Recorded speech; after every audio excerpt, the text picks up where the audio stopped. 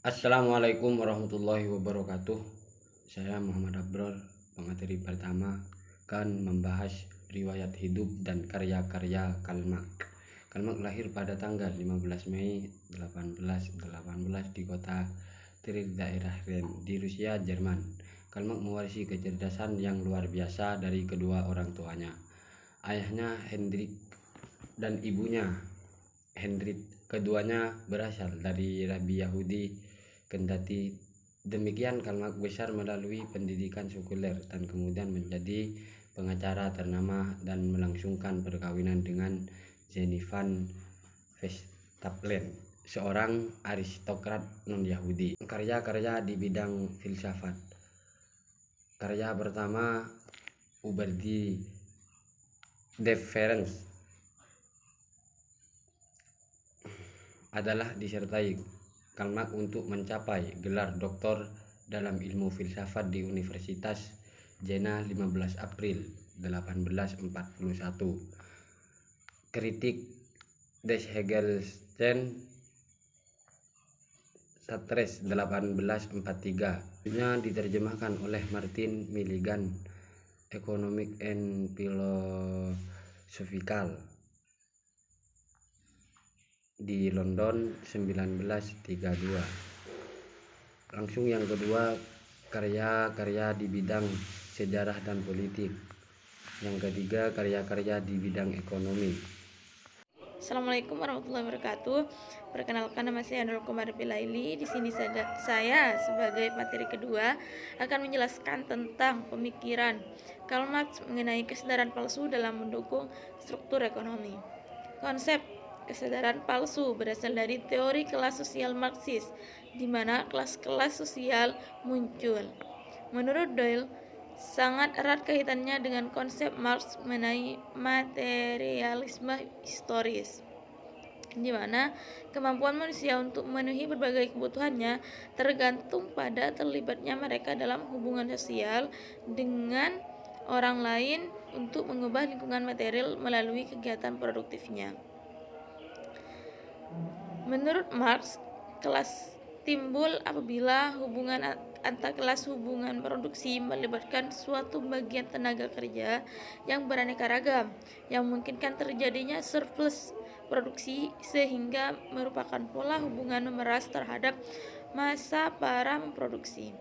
Dengan demikian, dapat disimpulkan dari pemikiran Marx bahwa kelas-kelas sosial akan muncul karena faktor ekonomi, terutama kepemilikan dan ketidakpemilikan alat produksi dan hubungan-hubungan sosial dalam produksi. Dikutip dari The Communist Manifesto, di pendahuluan dengan jelas menegaskan model kedua kelas dalam masyarakat, meskipun Marx tidak selalu konsisten dalam hal ini. Dalam satu bagian dari kelas dari Das Kapital jilid ketiga, Marx mulai dengan suatu penjelasan yang sistematis mengenai konsep kelas itu, di mana dua mengidentifikasikan tiga kelas utama dalam masyarakat kapitalis: buruh upahan, kapitalis, dan pemilik tanah.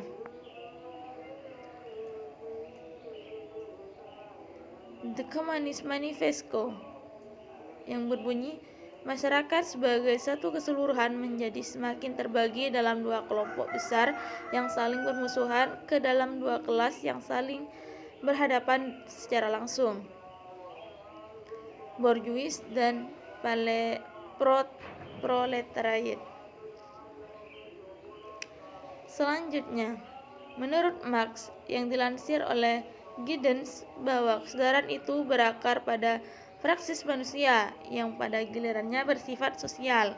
Inilah pengertian dari yang dikatakan bahwa bukan kesadaran yang menentukan eksistensi orang, tetapi sebaliknya, kehidupan sosial mereka lah yang menentukan kesadaran mereka. Pengaruh ideologi sangat berhubungan dengan kesadaran kelas, karena pengaruh ideologi dapat mengakibatkan kurangnya kesadaran penuh akan kepentingan-kepentingan kelasnya sendiri. Selain mengakibatkan kurangnya kesadaran penuh terhadap kepentingan kelasnya, penerimaan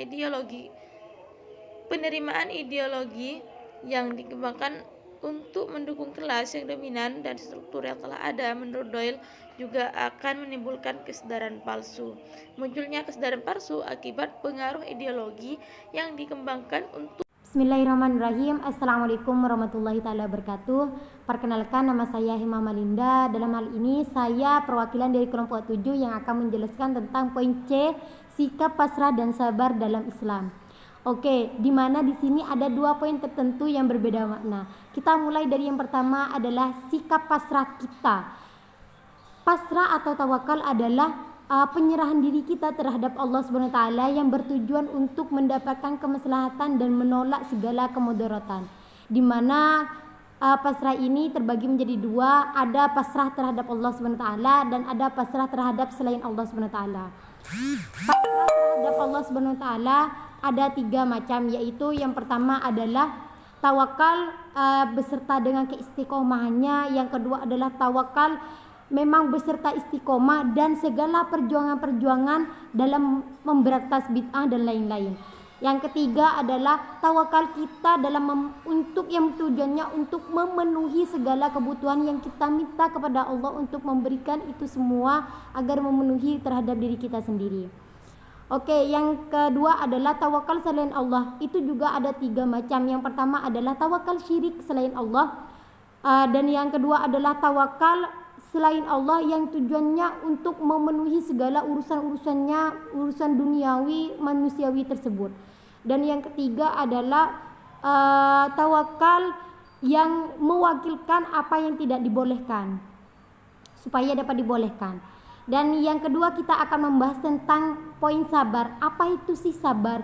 Sabar merupakan cara yang dimana dapat diri kita itu dapat mengatur dan mengendalikan supaya kita dapat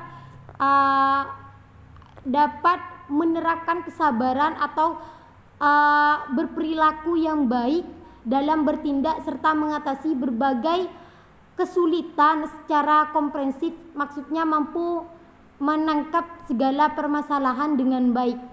Dan hal ini di tentang kesabaran ini mempunyai kedudukan teristimewa sendiri, sudah dijelaskan di dalam Al-Quran, dimana kalau kita sabar terhadap diri kita sendiri ataupun terhadap ke orang lain, maka itu memiliki pahala yang berlipat-lipat ganda, dimana kesabaran itu akan diuji oleh Allah ketika kita sakit dan sebagainya, di dalam kita menghadapi kesulitan dan sebagainya. Makanya kesabaran itu sangat tinggi posisinya terhadap